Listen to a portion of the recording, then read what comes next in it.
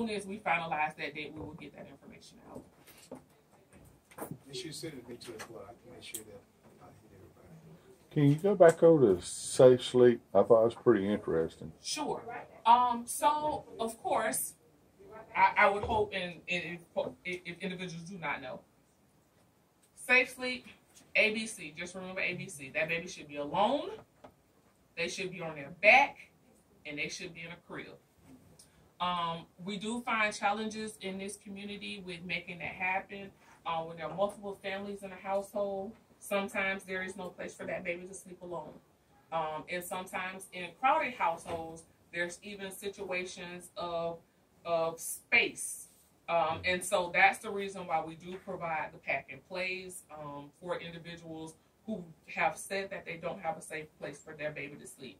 Now, we do also put them through a, I guess, rigorous course with that as well, because I don't know how many of you all have actually put a pack and play up, but taking that out of the box and setting it up is a process, and taking it back down is a process as well, too.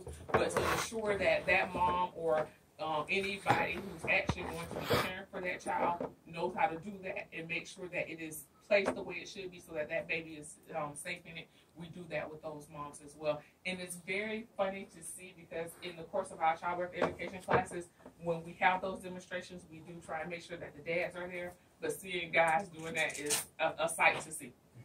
So you have a crib, is that the, what is the pack and play? The pack and play, it's essentially, it's a playpen, but the child is able to sleep in it. We used to do a Moses basket program here in the county, but most babies outgrow those Moses baskets by the time they're about 6 months old. A child literally could sleep in a pack and play until they're 2 or 3 years old. I guess I say that because almost every year we have a child die from what you're saying. We see situations of rollover incidents and suffocation. Unfortunately, even in situations where safe sleep education has been provided and where there has been equipment provided to that family, sometimes the mom, for whatever reason, still feels the need to keep that baby in bed with her. So we do see it from time to time. There is also some education. I'm a part of the Florida Citizen Alliance, and we do provide some education in regards to safer sleep, because we know that there are individuals who are still going to sleep with those babies. They can tell you ABC backwards and forwards. They can tell you that they have a pack and play. You can go into the house, because we actually do go into the homes and do assessments of the sleep environment. And so you know that it's there, but you also know that there are parents who are going to do otherwise. So you still provide education as well as in regards to the alternatives that could essentially be the case. Some very interesting research, I will tell you, though, has happened out of some of those infant mortality reviews. When you see that there has been a situation like that, there was a case that I know of where they were interviewing a family in Jacksonville, and the mom knew that the baby should not be sleeping with her. But because she didn't feel safe in the community in which she lived, she wanted to keep the baby in the bed with her, because it was a community where there was a lot of violence and shooting and things of that nature. So just to have her baby close to her, she continued to do that. So the extenuating circumstances that you see from time to time, we've had families wherein there's no heat in the home. So to say I'm going to leave my baby in a bed by itself with no cover on it, and it's 25 degrees outside and I don't have any heat, in my mind, it's safer to me for that baby to be close to me so it can stay warm. So there's all kind of other issues that you have to take into consideration, and also try and educate that family about safer sleep options as well. So. How long would it take an individual if a person made a referral to you in Korea? Generally, that is a need that we feel within. Oh, sure. You want me to repeat it? Yeah, I didn't hear it. He was asking about if someone needed a pack and play or if they needed a crib. Generally, how long does that referral take to turn around for us? Generally, we feel that need within a couple of days. Most times it's the same day, and especially if they're already in our program or in one of the other maternal and child health home visiting programs here in the county, it's generally a very quick turnaround. So the pack and play is it's like a big playpen. Yes, ma'am. I'm picturing a playpen. Yes, ma'am. Yeah, okay. It is. And we actually have two different kinds. There are the ones that actually have a bassinet at the top as well. And a lot of people will keep the baby in there for, you know, the first 5 or 6 months or whatever. Generally, we give those to moms who've had cesarean births because having to bend all the way over into a pack and play is a little bit more difficult for her in the healing process. So how do my guys? Get in contact with us. Yeah. Our phone number is 850-662-1061. Okay, hold on one second. Sean, can you introduce yourself? You're the only person. I'm sorry. I thought most of y'all, I Major Wood with the sheriff's office. Say the number again, please. 850-662-1061. Now the Connecting Families, could you give me that email again? I got The first website, two words. yes, ma'am. It's connectingfamiliesgadsden.com. Okay. So I'm hoping by the time we meet again, I will have at least about 10 more listings on that website. Well, let me ask you this on the. Sorry, That's okay. Go ahead. It interests because we lose people every year because of it. If my guy calls you and it's after hours, you know, is there a number there, or you're saying that because they have to go through a process? Well, here's the deal. Now, if they call us after hours, we're not in the office. We're not 24/7. Yeah. But if they call us after hours, if it's Monday through Friday, more than likely we're going to get back to them first thing the next morning. The only concern about that is there's a couple of things. We can work out a partnership with you guys wherein we would provide training to a person within your organization to be able to do the pack and play kind of thing. Because what happens is if he goes into a home, there's a call at 9 o'clock at night, and they go to the home and they find out that it's an unsafe sleep situation, we're not going to be able to resolve that night. You guys can, however. So we can work out something to make that happen if need be, where we can, you know, keep a couple on hand for you. Now, as far as the car seats are concerned, we did Lieutenant Carter, Captain Carter. Sergeant Carter. I have several besides myself that are trained to do them. Oh, okay, because I was going to say Eugene, I can't think of his last name right now, with the police department. He went through the training with my instructor. Yeah. So we have someone at the police department as well who can provide car seats. Would it be a problem to, like, those things are very difficult? Maybe we could pre-assemble some of them? The pack and plays? Yeah. Well, they don't have to be assembled. It's just when you take them out of the box, it's a pop-out process to set it up. Okay. Otherwise, you're going to have it set up in your office, taking a nice little spot up in your office at all times.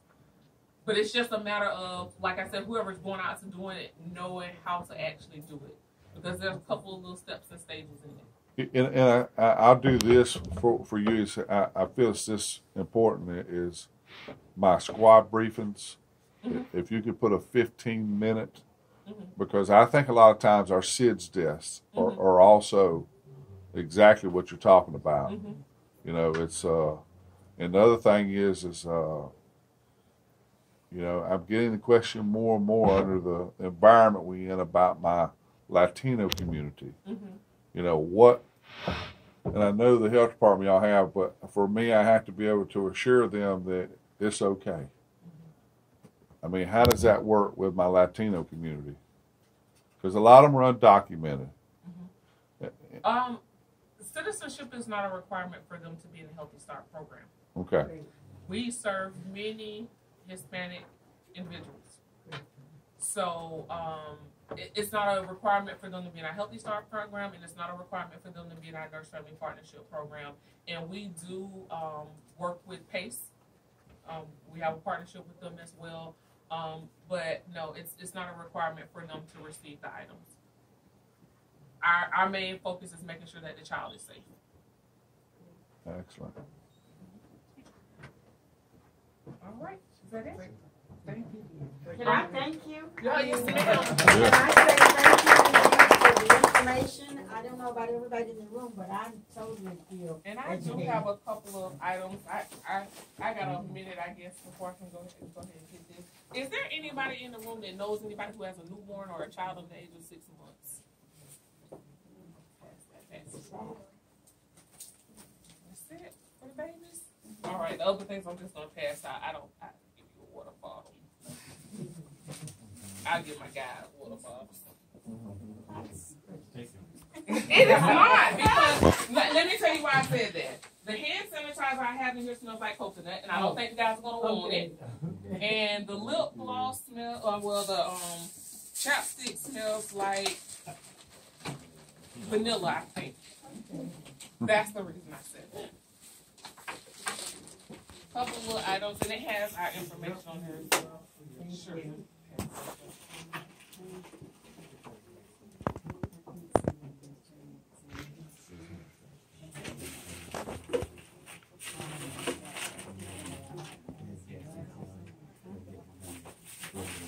Let's give Joyce. And if I miss you, I'll get you next time. Thank you. Real quick, this let the boys and girls come up and say a quick presentation. This is Jake Hatchett. Let's get boys and girls.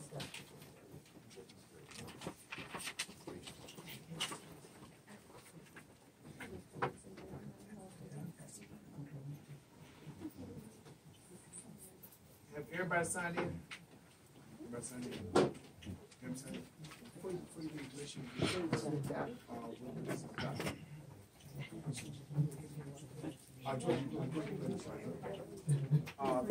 Oh, no, I'm info. You go ahead. Many names. I guess that doesn't really matter. What's most important is what I'm here to do. I'm actually from Havana, Florida, and growing up there, we didn't have these resources. A lot of these resources.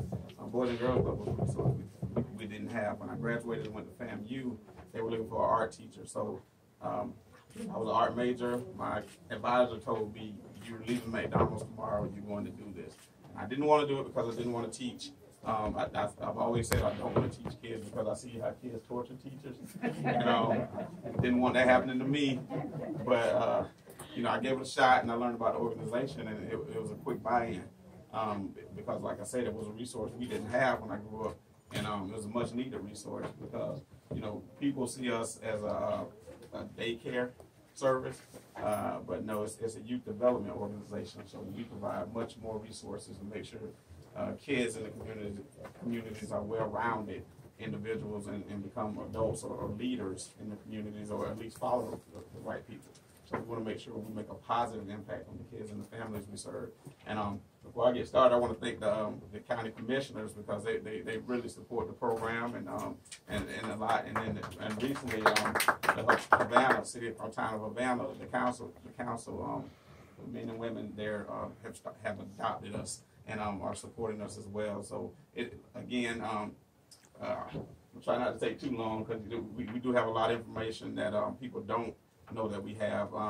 We're a youth development organization. I said that once before. Our primary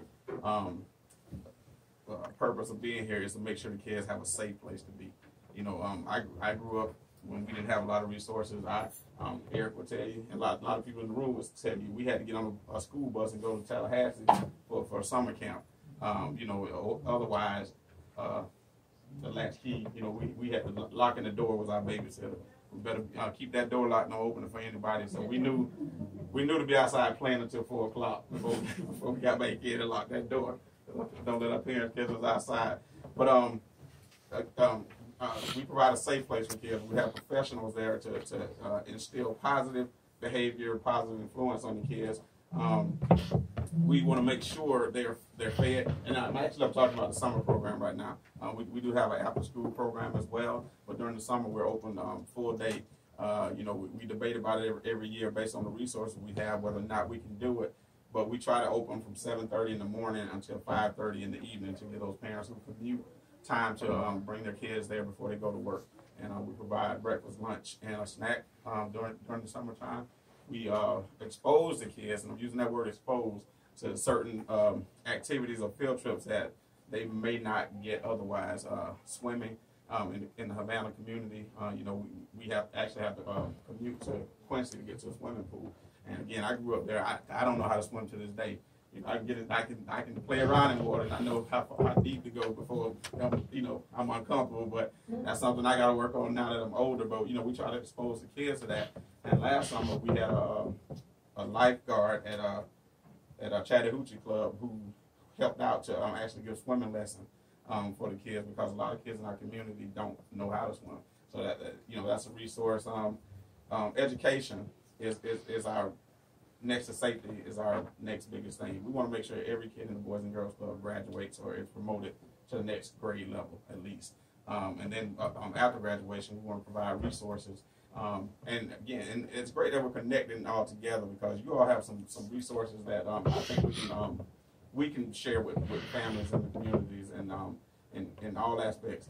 We want to make sure the kids after high school, they either graduate, go to college, get a career, go to the military if that's what they so choose, start a business like Eric just said. We want to make sure the kids have a plan and they see that plan through. One thing we struggle with though is teen involvement, because especially with the high school now being in Midway, a lot of them don't have the transportation to get to the club. Oh, let me back up a little bit. We have Boys and Girls Clubs in Chattahoochee, Quincy, and Havana, and we would like to grow. I think we're exploring Gretna to be the next site in Gadsden County, because we do want to provide these resources, and we're low costing organization. And I say that because during the regular year, during the school year, we've changed our policy. We do a registration annually now. We used to do it 2 times a year during the school year and during the summer program. They had to re-register, but we do it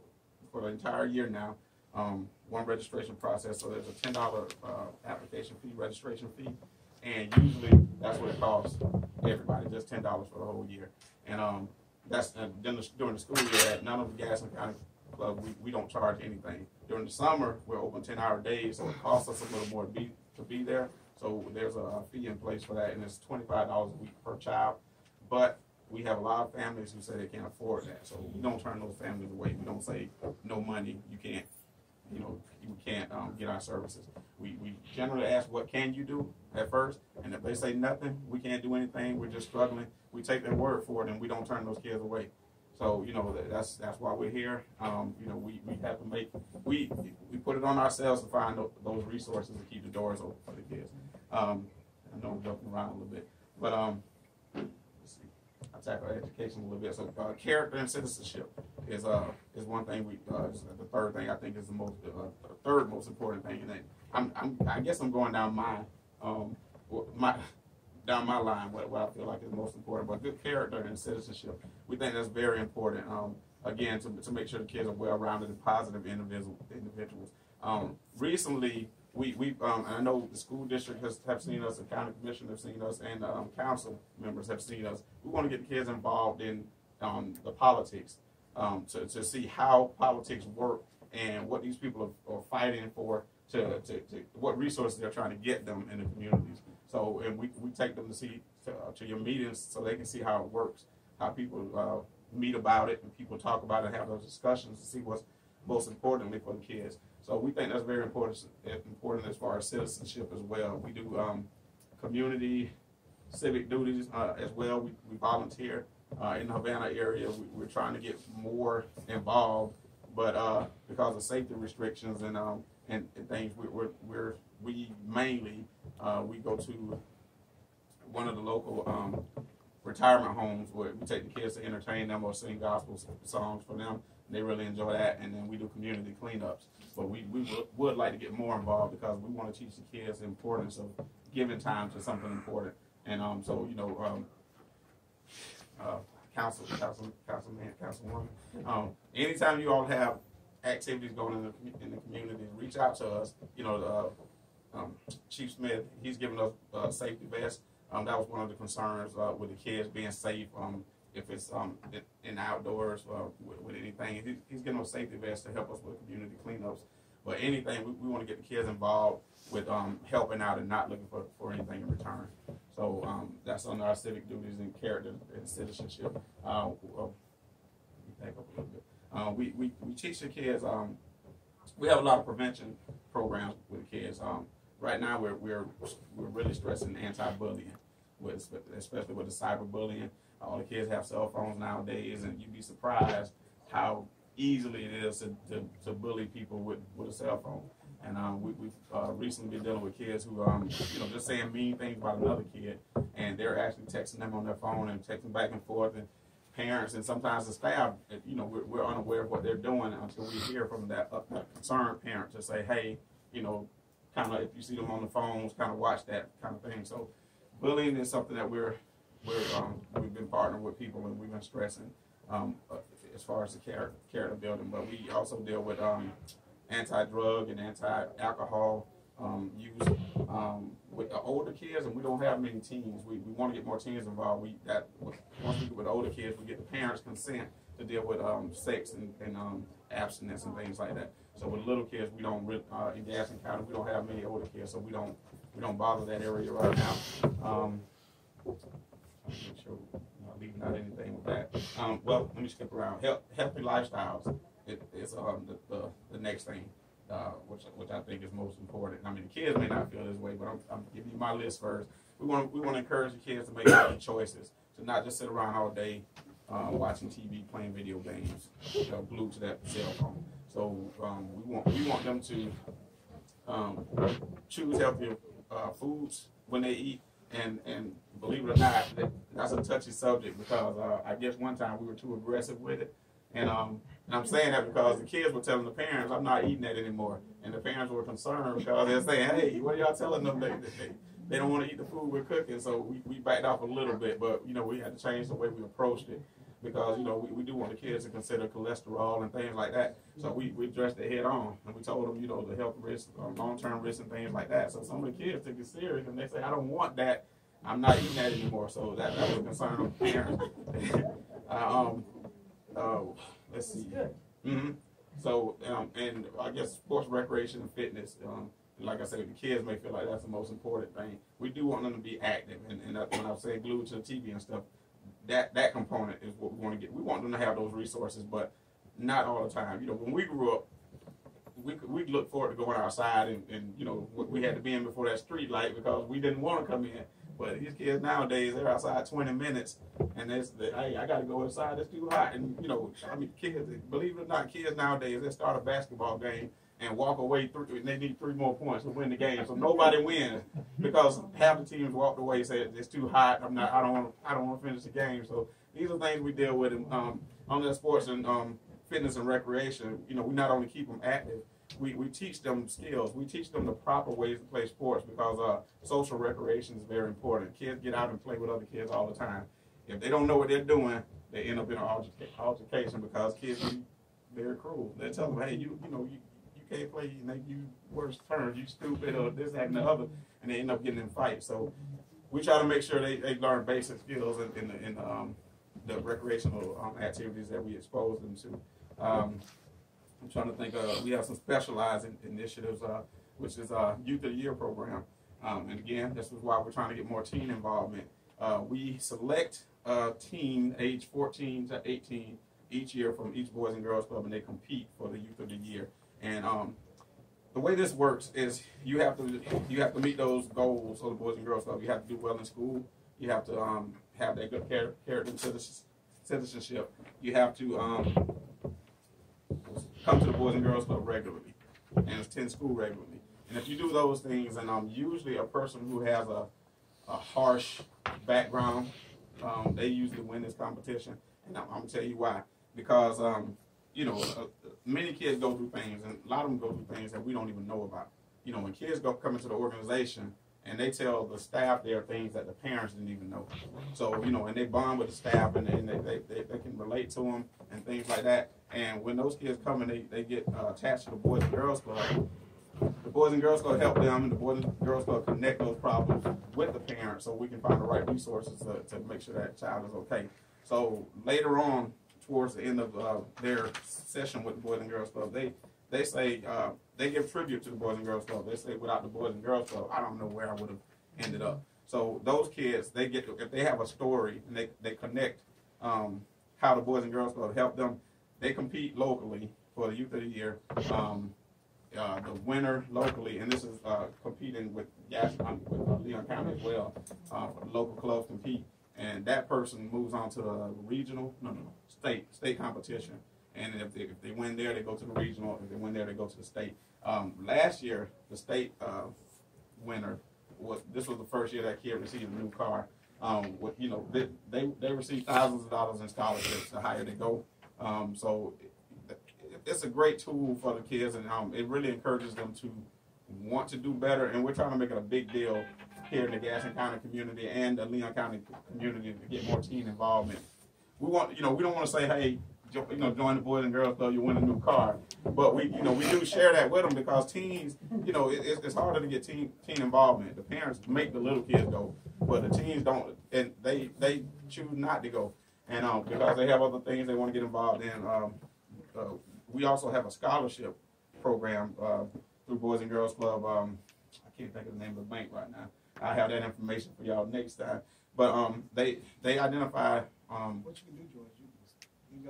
Okay.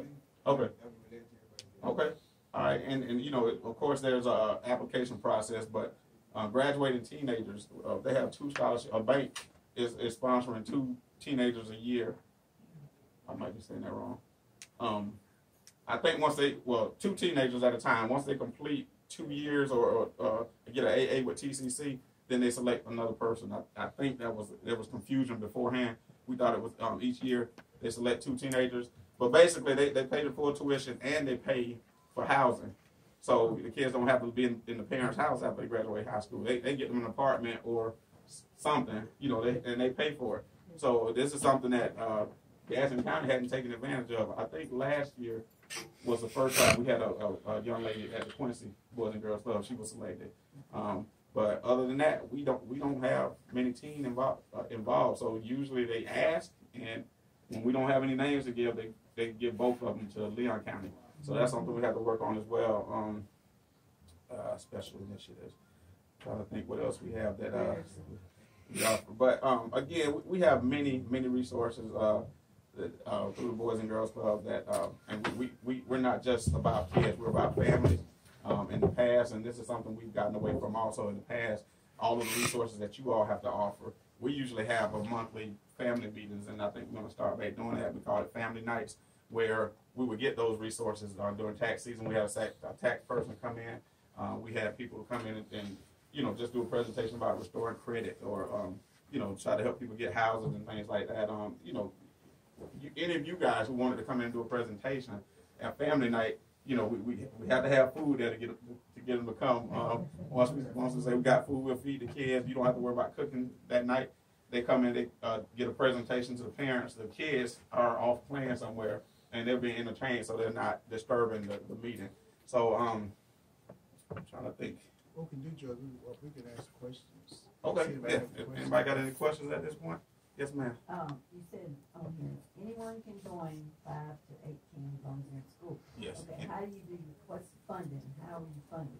We're primarily funded through the county commission in Gadsden County, so we thank them for that.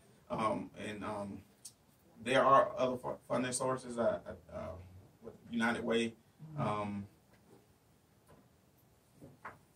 That might be a little bit below my pay grade to know all the resources. But again, no, we have donors. We have private donors who commit to it as well to help us out. And we're constantly looking for additional resources because the more money comes in, the more resources we can provide. So, and again, you said 5 to 18. That's on that 5. Okay. No, it might be 5 because at one point we were serving 5-year-olds because a lot of the parents were needing our services because everything else was so expensive. And believe it or not, here in Gadsden County, the majority of the people, even though services are primarily free for us, the only people who have signed up for our program are people from Gadsden County who have relatives. Leon County who have relatives in Gadsden County. Our grandparent might be keeping the kids for the summer. They're taking advantage of our services because the $25 a week per child, they're saying, hey, I'd rather drive my kids to Havana to go there instead of paying $167 a week at these other programs. So, you know, that's local people, they're used to the free services. So when they hit $25 a week, they say that's too much. So this is just something we deal with. So, but we don't get into it with them. We just say, hey, let's see what we can do. And if you know, if we don't want to lose we don't want your child to miss out on the program. So, you know, we work it out with them and everything. But sponsorship is what I was leading up to. If anybody. Okay. I just want to know how you determine who, if you have a child come in and the parent says I can't pay, how you determine who you're going to give the 20, who you're going to give the money. The money to if we do sponsorship. Yeah. If we do sponsorship, well, I'll say this in housing. Any of the kids who live in housing, we just made a conscious decision to say we won't charge them at all. Okay. So anybody, you know, people that's living in housing, they're usually low income, so they need the services more. So we eliminate them, and then what we do is we just kind of gauge to see who needs it more after that. And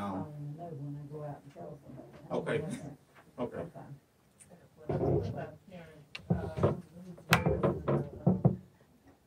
Who have kids but they're living with their parents in their home, kind of like on the list of homeless? We don't turn any kids down, and that's something we usually don't disclose. Like if we've had homeless program in Tallahassee to partner with the Boys and Girls Club to send kids in. But we don't disclose that information because we don't want other kids teasing them, or we don't want people saying, you know, that's the homeless child. So we don't disclose that information. But we don't turn any kids away, or you know, for whatever reason, disabilities or anything. We don't turn kids away. Yeah, I'm asking mainly because of funding. Usually they would be. Again, you know, we just try to make that conscious decision. Having the resources come in definitely helps us keep the doors open. But it's more important to serve the people who need us most, and you know that's our mission, to serve the kids that need us most. I do a literacy training program at every library in Gadsden County at least once a month. The Boys and Girls Club, you're responsible for those kids that come to the literacy training. Yes, ma'am. So I want to thank you for that, because I go to each library in Gadsden once a month to do literacy training. Yes, ma'am. And you usually have a whole bus with 20 or 23 kids come to the literacy training. Yes, and I'd like to thank you. You ma'am. guys. And I thank you too. And I forgot to mention that. I thank they come you to the literacy program at each library. Yes, and that's a very important program that you guys are doing, because we all know literacy is a huge issue in Gadsden County. Thank you so much for your participation. Thank you. That's my wisdom. Well, any other questions? Well, thank you, George. Okay. I'm sorry, Jake. Just say Boys and Girls Club. That's my classmate, and you know, I'm trying to stop calling him George. His name is Jake now. So He's in Jake now. Yeah. You know, George is a guy, man, that highly intelligent, and he's an artist.